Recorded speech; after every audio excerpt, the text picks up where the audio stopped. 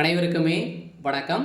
சற்று முன் கிடைத்திருக்கக்கூடிய ஒரு மிக மிக முக்கியமான செய்தி ஒன்று வெளியாகியுள்ளது. சற்று முன் தமிழகத்தில் பரபரப்பு. முதல்வராகும் துரைமுருகன் ஸ்டாலின் சிறையில் அடைப்பு. இது மாதிரி செய்திகள் வெளியாயிருக்கு.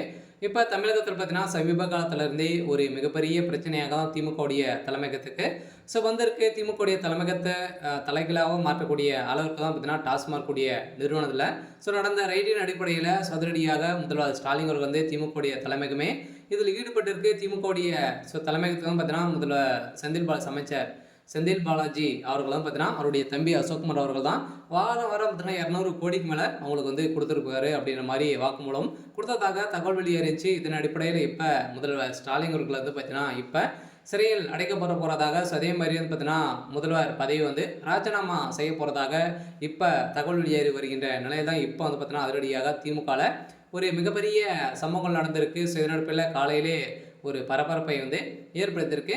இதை பற்றி இந்த வீடியோவில் நம்ம முழுமையாக பார்க்கலாம். அதுக்கு முன்னாடி நம்ம சேனலுக்கு இப்போ தான் நீங்கள் முதல் முறையாக வந்திருக்கீங்க அப்படின்னா மறக்காமல் நம்மளுடைய சேனலை சப்ஸ்கிரைப் பண்ணி சப்போர்ட் பண்ணுங்கள்.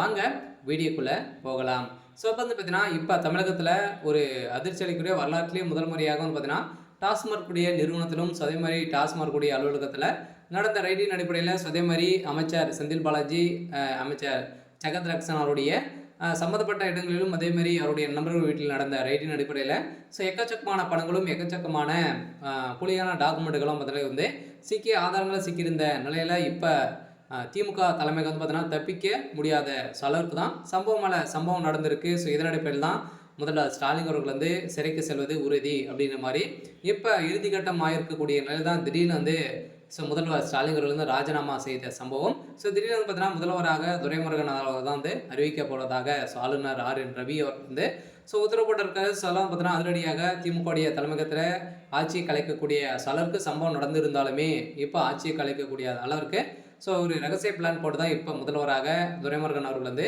ஆக போகிறாரு அப்படின்ற மாதிரி சொல்லியிருக்காரு. இன்று முதல்வர் ஸ்டாலின் அவர்கள் பார்த்தீங்கன்னா இப்போ சிறையில் அடைக்கப்பட்டதாக தகவல் வெளியாக இருந்தாலுமே அடுத்தடுத்து அமைச்சர்கள் பார்த்தீங்கன்னா செந்தில் பாலாஜி அவர்கள் ஏற்கனவே அமலாக்கத்துறை கஸ்டடியில் தான் இருக்காரு.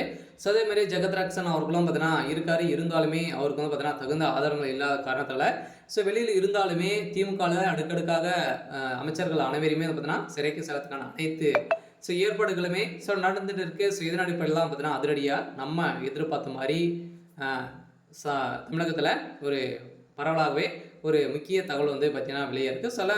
முதல்வராக துரைமுருகன் அவர்கள் அறிவிக்க போகிறதாக இப்போ தகவல் வெளியே இருக்குது. இருந்தாலும் என்ன நடக்க போகுது அப்படின்றத வெயிட் பண்ணி பார்க்கலாம். இது மாதிரி செய்திகளை தெரிஞ்சுக்கணும் அப்படின்னா மறக்காமல் நம்மளுடைய சேனலை சப்ஸ்கிரைப் பண்ணி சப்போர்ட் பண்ணுங்கள். தேங்க்யூ.